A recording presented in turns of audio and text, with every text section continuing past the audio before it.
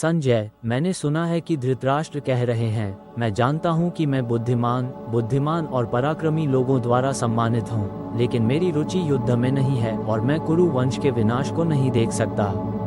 मेरे लिए सभी पांडु पुत्रों में कोई अंतर नहीं है, लेकिन मेरे पुत्र जो क्रोध से भरे हैं मुझसे ईर्ष्या करते हैं। मैं तुम्हारी कमजोरी के कारण अपने पुत्रों के साथ अन्याय सहन करता हूँ और अचेत दुर्योधन के साथ भ्रमित होता हूँ। मैंने पांडवों की राजसूय यज्ञ में महान समृद्धि देखी और सभा में द्रौपदी का अपमान देखा। दुर्योधन स्वयं पांडवों को युद्ध में जीतने में असमर्थ था और क्षत्रिय की तरह समृद्धि प्राप्त करने में असमर्थ था।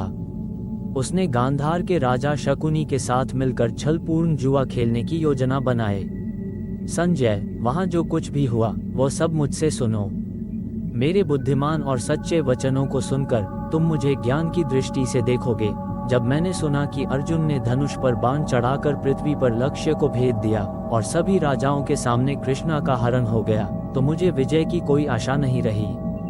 जब मैंने सुना कि अर्जुन ने द्वारका में सुभद्रा का अपहरण कर लिया और वृषणी वीर इंद्रप्रस्थ चले गए, तो मुझे विजय की कोई आशा नहीं रही। जब मैंने सुना कि अर्जुन ने दिव्य बाणों से इंद्र के प्रहार को रोक दिया और खांडव वन में अग्नि को तृप्त किया, तो मुझे विजय की कोई आशा नहीं रही।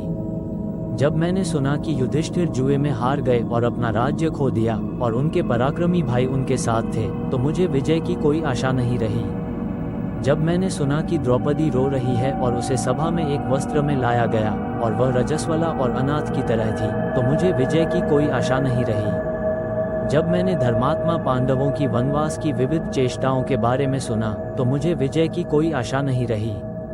जब मैंने सुना कि हजारों स्नातक धर्मात्मा युधिष्ठिर के साथ वन में गए, तो मुझे विजय की कोई आशा नहीं रही। जब मैंने सुना कि अर्जुन ने किरात रूप में भगवान शिव को प्रसन्न किया और उनसे पाशुपत अस्त्र प्राप्त किया, तो मुझे विजय की कोई आशा नहीं रही।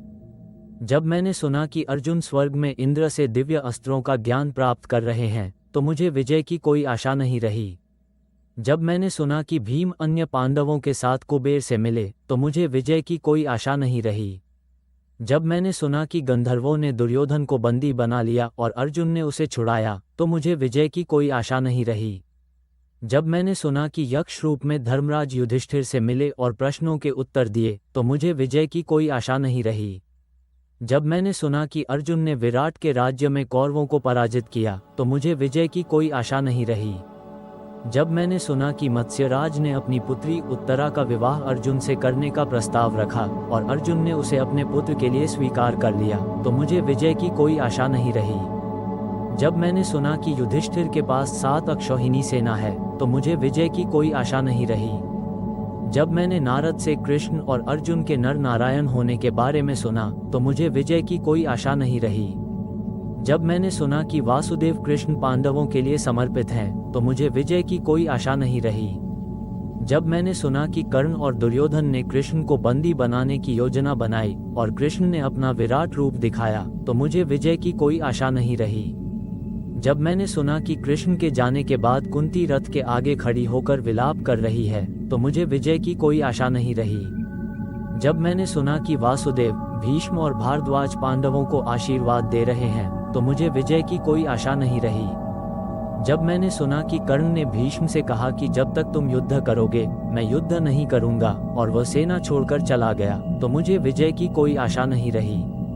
जब मैंने वासुदेव, अर्जुन और गांडीव धनुष को एक साथ देखा, तो मुझे विजय की कोई आशा नहीं रही। जब मैंने अर्जुन को रथ पर मूर्छित होते देखा और कृष्ण ने उन्हें अपना विराट रूप दिखाया, तो मुझे विजय की कोई आशा नहीं रही। जब मैंने भीष्म को 10,000 रथों को मारते हुए देखा, तो मुझे विजय की कोई आशा नहीं रही।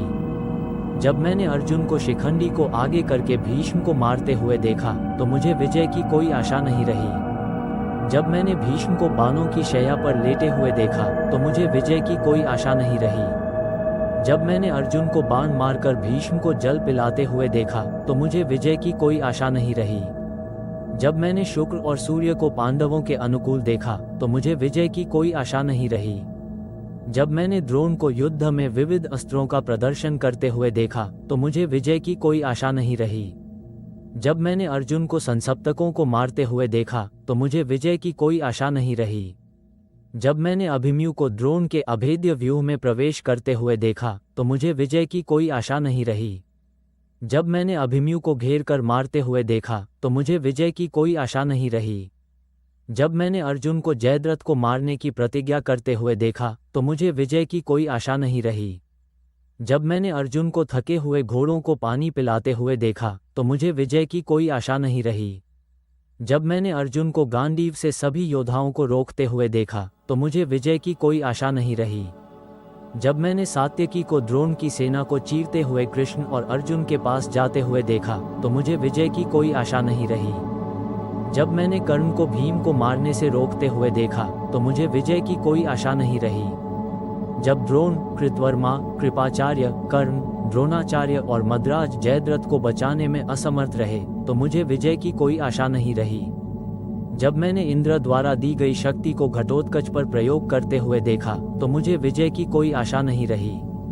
जब मैंने कर्ण को घटोत्कच पर शक्ति का प्रयोग करते हुए देखा तो मुझे विजय की कोई आशा नहीं रही। जब मैंने धृष्टद्युम्न को द्रोणाचार्य को मारते हुए देखा तो मुझे विजय की कोई आशा नहीं रही। जब मैंने द्रोणाचार्य के पुत्र को नकुल से युद्ध करते हुए देखा तो मुझे विजय की कोई आशा नहीं रही। जब द्रोणाचार्य के पुत्र ने नारायणास्त्र का प्रयोग किया तो मुझे विजय की कोई आशा नहीं रही।